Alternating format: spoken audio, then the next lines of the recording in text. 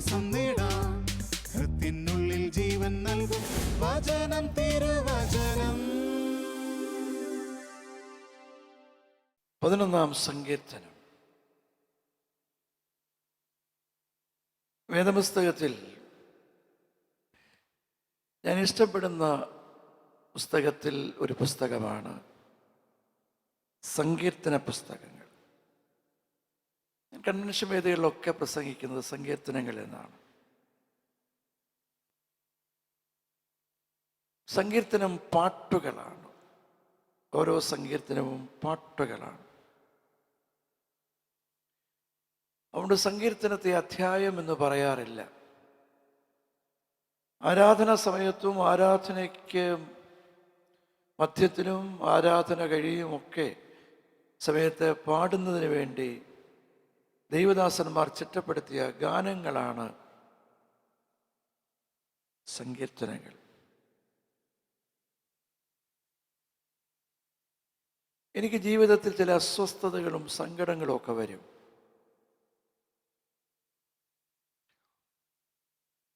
ജീവിതത്തിൽ ചിലപ്പോൾ തനിച്ചാകും, ഒറ്റയ്ക്കായിപ്പോൾ. ഒരു സുവിശേഷകനോ പട്ടക്കാരനോ വന്നൊന്ന് പ്രാർത്ഥിച്ചാൽ കൊള്ളാമെന്ന് തോന്നുന്ന നിമിഷങ്ങളുണ്ടായിട്ടുണ്ട് ജീവിതത്തിൽ. അവരൊന്നും ആ സമയത്ത് വരത്തില്ല. അപ്പോൾ ജീവിതത്തിൽ ചില സമയത്ത് ഒറ്റയ്ക്കാകുമ്പോൾ, മനസ്സ് വേദനിക്കുമ്പോൾ, സങ്കടങ്ങളൊക്കെ വരുമ്പോൾ ഞാൻ ചെയ്യുന്നൊരു കാര്യമുണ്ട്. എൻ്റെ മേശപ്പുറത്ത് ബൈബിളുണ്ട്. അതടഞ്ഞിരിക്കുകയാണ്. അടഞ്ഞിരിക്കുന്ന ബൈബിൾ കണ്ണടച്ച് ഞാനങ്ങ് തുറക്കും. നിങ്ങളങ്ങനെ ചെയ്തിട്ടുണ്ടോ? കണ്ണടച്ച് ഞാനങ്ങ് തുറക്കും. അതിന് വിമർശിക്കുന്ന ധാരാളം ആളുകളുണ്ട്. പക്ഷെ സക്കറിയാച്ചൻ ചെയ്യാറുണ്ട്. പ്രശ്നങ്ങളും നൊമ്പരങ്ങളും ഒക്കെ വരുമ്പോൾ അടഞ്ഞിരിക്കുന്ന ദൈവവചനം തുറക്കും, കണ്ണടച്ച് തുറക്കും. മിക്കപ്പോഴും എനിക്ക് കിട്ടുന്നത് സങ്കീർത്തനമായാണ്. കാരണം എന്ത്? കാരണം സിമ്പിളാണ്. ദൈവവചനത്തിൻ്റെ ഒത്തമധ്യത്തിൽ, തിരുവചന ഒത്തമധ്യത്തിൽ രേഖപ്പെടുത്തിയിരിക്കുന്ന പുസ്തകമാണ് ഏത്? അതുകൊണ്ട് ഞാൻ വിളിച്ചു പറയും, ഏത് സമയത്തും ഓടിച്ചെന്ന് വായിക്കത്തക്കവണ്ണം പരിശുദ്ധാത്മാവ് ദൈവവചനത്തിൻ്റെ ഒത്തമധ്യത്തിൽ നൽകിയിരിക്കുന്ന പുസ്തകമാണ് ഏത്? സങ്കീർത്തനം എന്ന് പറയും. ഏത് സമയത്തും. അപ്പോൾ ഏത് സമയത്തും ഓടിച്ചെന്ന് വായിക്കത്തക്കവണ്ണം ദൈവത്തിൻ്റെ ആത്മാവ് ദൈവമക്കൾക്ക് വേണ്ടി തിരുവചനത്തിൻ്റെ ഒത്തമധ്യത്തിൽ നൽകിയിരിക്കുന്ന പുസ്തകമാണ് സങ്കീർത്തന പുസ്തകം. 11-ാം സങ്കീർത്തനക്കാരനെ അലട്ടുന്ന ഒരു പ്രശ്നമുണ്ട്. ആ പ്രശ്നമാണ് 3-ാം വാക്യത്തിലുള്ളത്. 3-ാം വാക്യം, അടിസ്ഥാനങ്ങൾ ഇളകിപ്പോയാൽ, തകർന്നു പോയാൽ നീതിമാൻ എന്തു ചെയ്യും? അടിസ്ഥാനം ഇളകിയാൽ ഒരു ഭക്തൻ എന്തു ചെയ്യും? ഇതാണ് 11-ാം സങ്കീർത്തനക്കാരനെ കുഴയ്ക്കുന്ന പ്രശ്നം. 12 വന്നപ്പോൾ, 12-ാം സങ്കീർത്തനം വന്നപ്പോൾ മറ്റൊരു പ്രശ്നമാണ്. 1-ാമത്തെ വാക്യം, ദൈവഭക്തന്മാർ ഇല്ലാതെ പോകുന്നു, വിശ്വസ്തന്മാർ കുറഞ്ഞു പോയിരിക്കുന്നു. ഭക്തന്മാരുടെ എണ്ണത്തിലും വിശ്വസ്തന്മാരുടെ എണ്ണത്തിലും കുറവുകൾ സംഭവിക്കുന്നു, ഇടിഞ്ഞു പോയിരിക്കുന്നു. മാത്രമല്ല, ആ 12-ന്റെ അവസാന വാക്യം, എല്ലായിടത്തും ദുഷ്ടന്മാരും ദുഷ്ടതയും വഷളത്വവും എല്ലായിടത്തും. ഇത്രമാത്രം വഷളത്വം പ്രബലപ്പെട്ടുകൊണ്ടിരിക്കുന്ന ഒരു കാലഘട്ടം മുമ്പിലത്തതിനേക്കാൾ ഏറെ മുമ്പിലാണിപ്പോൾ. പണ്ട് വീട്ടിലിരുന്ന് ഒരുമിച്ച് പത്രം വായിക്കാമായിരുന്നു. ഇന്ന് വീട്ടിലിരുന്ന് ഒരുമിച്ച് പത്രം ഉറക്കെ വായിക്കാൻ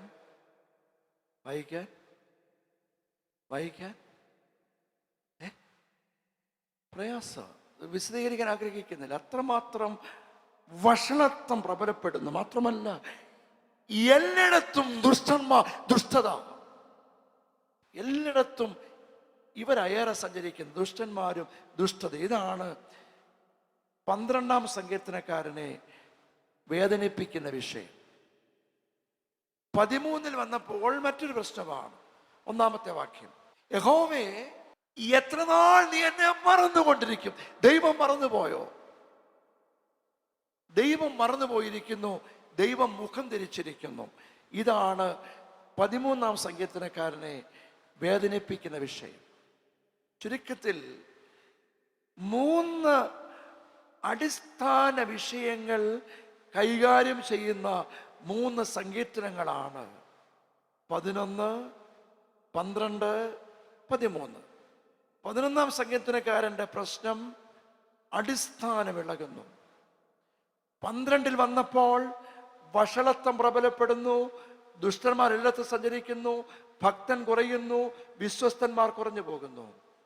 13-ൽ വന്നപ്പോൾ ദൈവം മുഖം തിരിച്ചിരിക്കുന്നു, ദൈവം മറന്നുപോയിരിക്കുന്നു, ദൈവം മാറിപ്പോയിരിക്കുന്നു.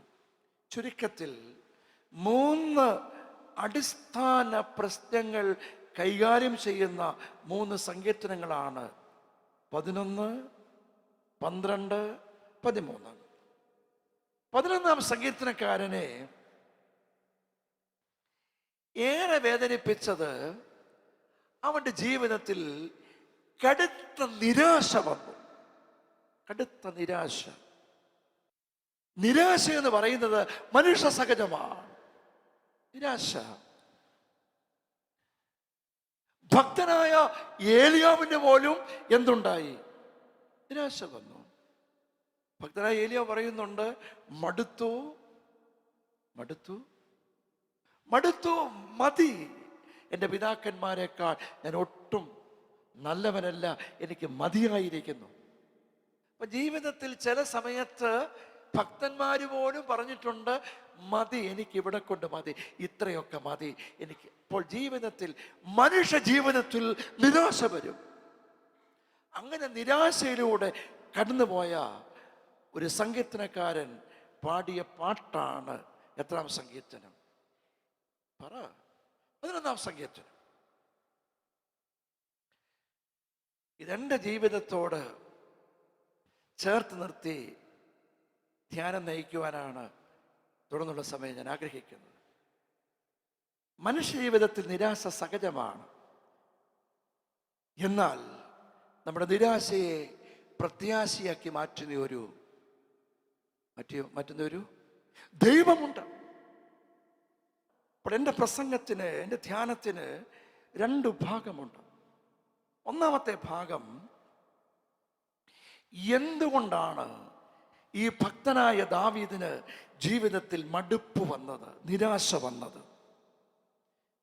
ഈ നിരാശ വന്ന മനുഷ്യനോട് ദൈവം ഇടപെട്ട് എങ്ങനെയാണ് ഇവന്റെ നിരാശയെ പ്രത്യാശയാക്കി മാറ്റിയത്? എന്തുകൊണ്ടാണ് ഇവന്റെ ജീവിതത്തിൽ ഈ നിരാശ വന്നത്? 11-ാം സങ്കീർത്തനത്തിൻ്റെ 2-ാം വാക്യം തുടങ്ങുന്നത്, ഇതാ ദുഷ്ടന്മാർ. പക്ഷെ ഇംഗ്ലീഷ് പരിഭാഷയിലും ഇതാ എന്ന വാക്കാണ് ഉപയോഗിച്ചിരിക്കുന്നത്. പിടികിട്ടിയോ?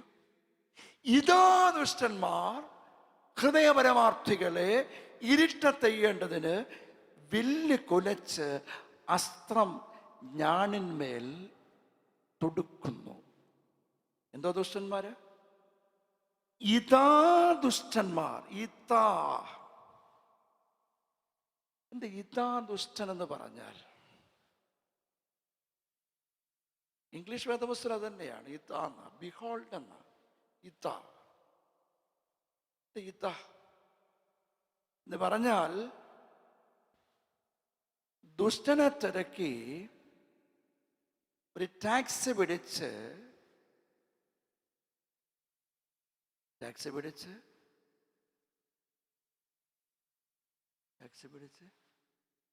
കോഴിക്കോട് വരെ പോകേണ്ട ആവശ്യം പറ. പിന്നെ ഏറ്റവും അടുത്ത്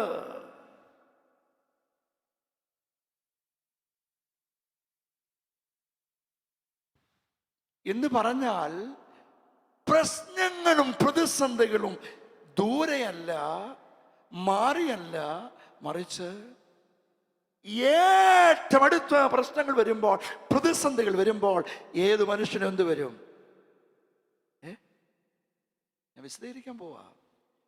പ്രശ്നങ്ങളും പ്രതിസന്ധികളും ജീവിതത്തിൻ്റെ, സ്വന്തം ജീവിതത്തിൻ്റെ നേർക്കാഴ്ചയായി വരുമ്പോൾ, നമ്മുടെ ജീവിതത്തിലോട്ട് പ്രശ്നങ്ങൾ വരുമ്പോൾ, പ്രതിസന്ധികൾ വരുമ്പോൾ, പ്രതികൂലങ്ങൾ വരുമ്പോൾ, എതിർപ്പുകൾ വരുമ്പോൾ ഏത് മനുഷ്യന് എന്ത് വരും? വരുമോ? അപ്പൊ ഇവിടെ സങ്കീർത്തനക്കാരൻ പറയുന്നു, എൻ്റെ ശത്രുക്കൾ ദൂരെയല്ല, അവരേറ്റവും ഏറ്റവും അടുത്ത ശത്രുക്കൾ. അപ്പൊ ഞാൻ ചോദിച്ചു, ദാവീദേ, ആരായി ഏറ്റവും അടുത്ത ആളുകൾ ഇത്ര ശത്രുക്കളായത്? ഇത്ര ഇവിടെ പറഞ്ഞു സക്കറിയാച്ച, ഞാൻ കുറച്ച് ആടിനെ മേയിച്ചുകൊണ്ട് കാട്ടിക്കഴിയുകയായിരുന്നു. അപ്പൻ എന്നെ വിളിച്ചു, മോനെ ദാവീദേ, നിന്റെ അച്ചാച്ചന്മാര്, ചേട്ടായിമാര്, ഇവിടെയൊക്കെ ചേട്ടായി എന്നല്ലേ പറയുന്നത്, അച്ചാച്ചന്മാര്, ജ്യേഷ്ഠന്മാര് ഏറെ ദിവസങ്ങളായി യുദ്ധകളത്തിലാണ്. അവരുടെ ഒരു മിസ് കോള് പോലും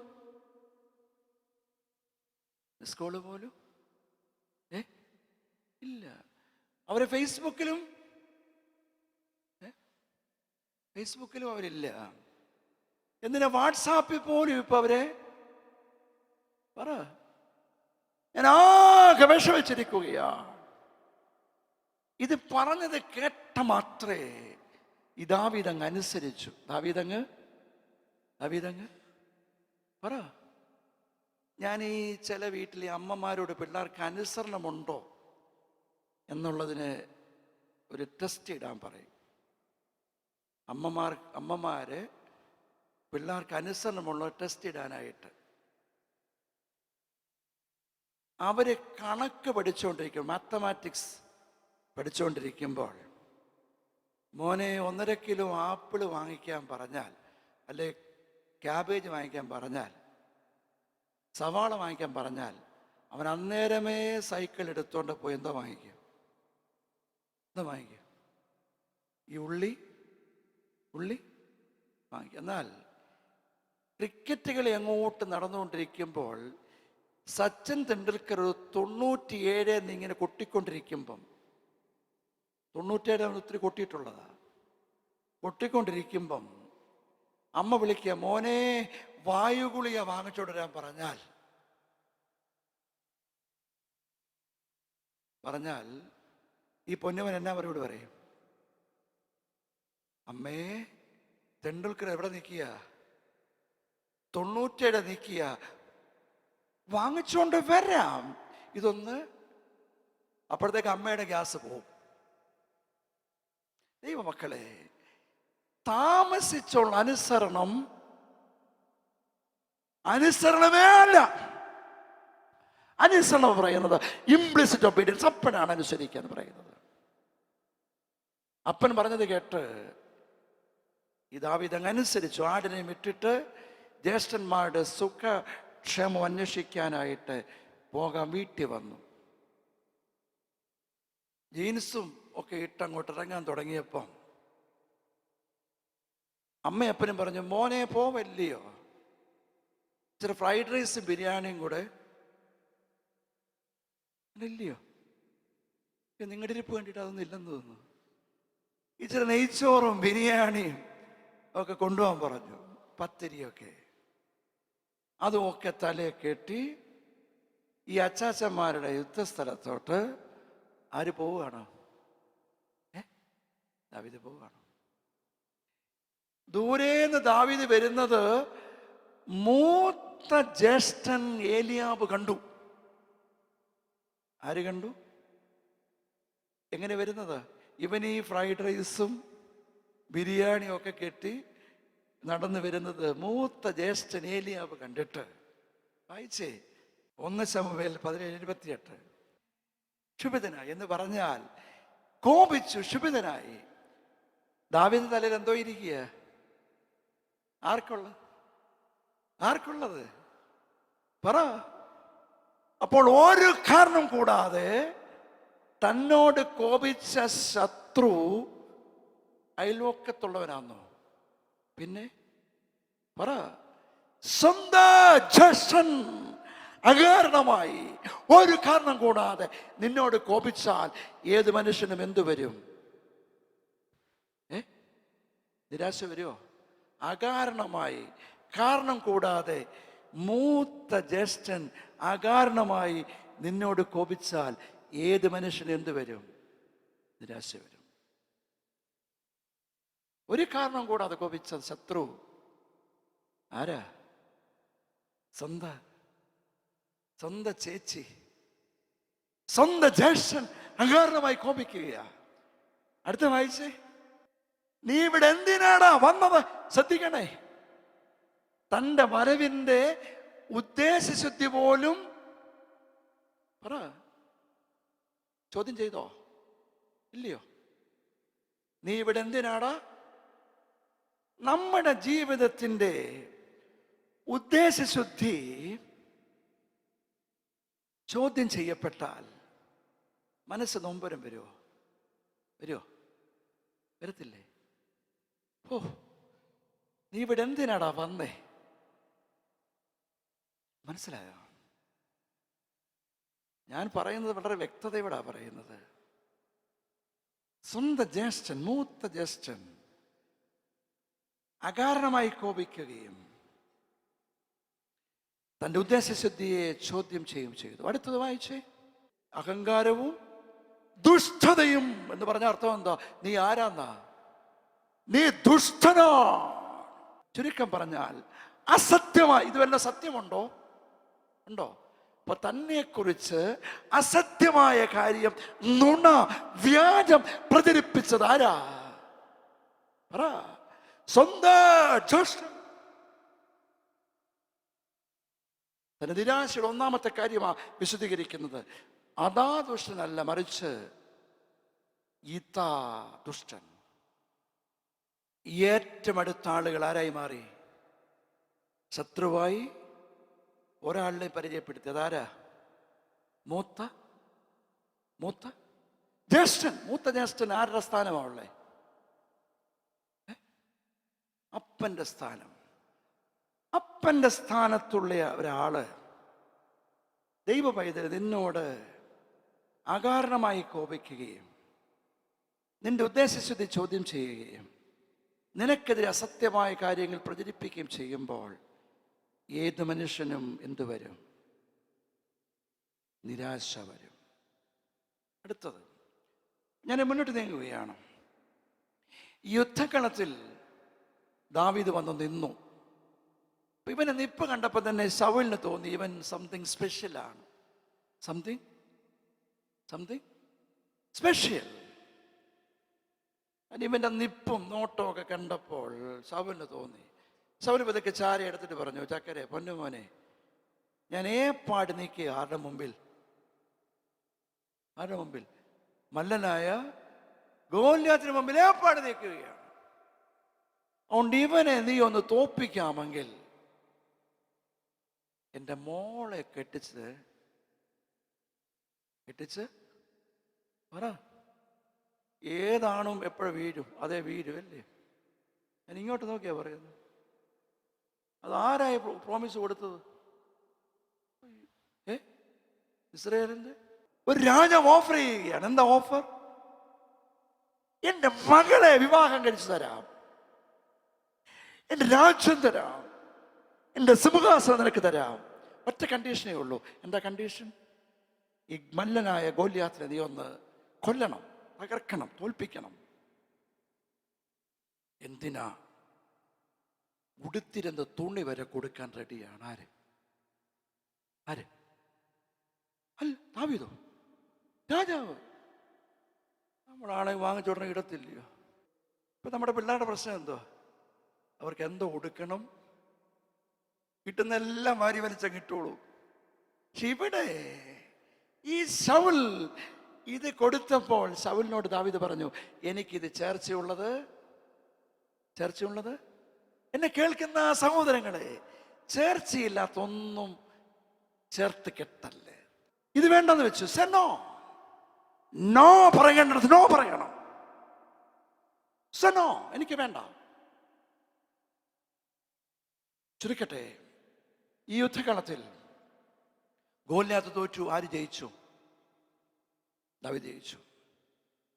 യുദ്ധത്തിൽ ജയിച്ചു വന്ന ദാവീദിനെ സ്വീകരിക്കാൻ സ്ത്രീകൾ തയ്യാറായി. വലിയൊരു അനുമോദന സമ്മേളനം സംഘടിപ്പിച്ചു. ആരെ സ്വീകരിക്കാൻ? റിസപ്ഷൻ.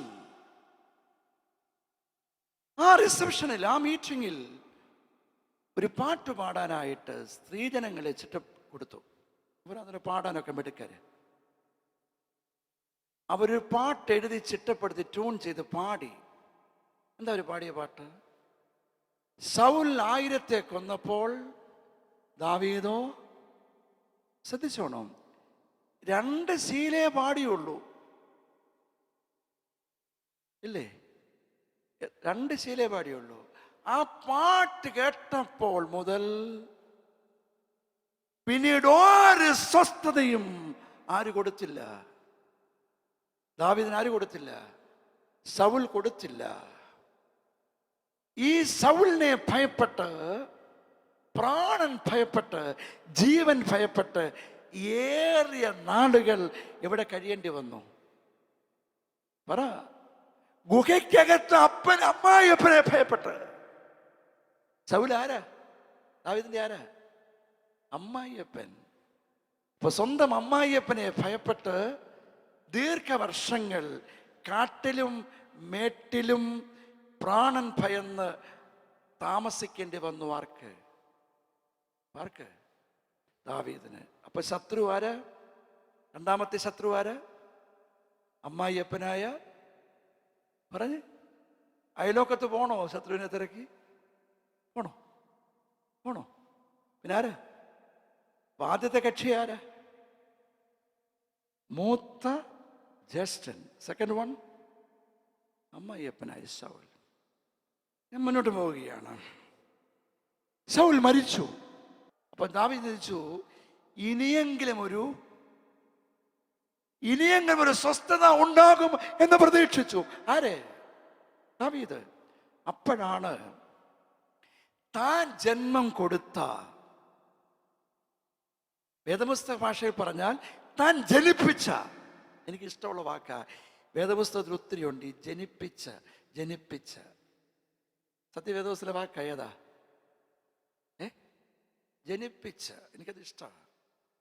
താൻ ജനിപ്പിച്ച തൻ്റെ മകൻ, സുന്ദരനായ ഒരു മകൻ. ആരാന്നറിയാ? അബ്ശലോം. അവൻ്റെ കൊച്ചൊരു മോഹം. അപ്പൻ ജീവിച്ചിരിക്കുമ്പോൾ തന്നെ അപ്പൻ്റെ കസേര കയറി ഒന്ന് പറഞ്ഞേ ഇരിക്കണം. അതിനുവേണ്ടി അപ്പൻ ജീവിച്ചിരിക്കുമ്പോൾ തന്നെ അപ്പൻ്റെ കസേര ഇരിക്കാൻ വേണ്ടി ഒരു സൈന്യത്തെ സംഘടിപ്പിച്ചു. ആര്? സ്വന്തം മകൻ അബ്ശലോം ഒരു വലിയ സൈന്യം സംഘടിപ്പിച്ചുകൊണ്ട് അപ്പന് നേരെ വിരൽ ചൂണ്ടിയപ്പോൾ, പോരാടിയപ്പോൾ സിംഹാസനത്തിൽ നിന്ന് എഴുന്നേൽക്കേണ്ടി വന്നു. ആർക്ക്? സകലം വിട്ടിട്ട് ഓടുകയാണ്. ഓടിയില്ലെങ്കിൽ മകന്റെ കൈ കൊണ്ട് ആര് തീരും? അപ്പൻ തീരും. ഈ ഓടിയ സമയത്ത് പാടിയ പാട്ടാണ് എത്രാം സങ്കീർത്തനം? പറ. 11-ാം സങ്കീർത്തനം.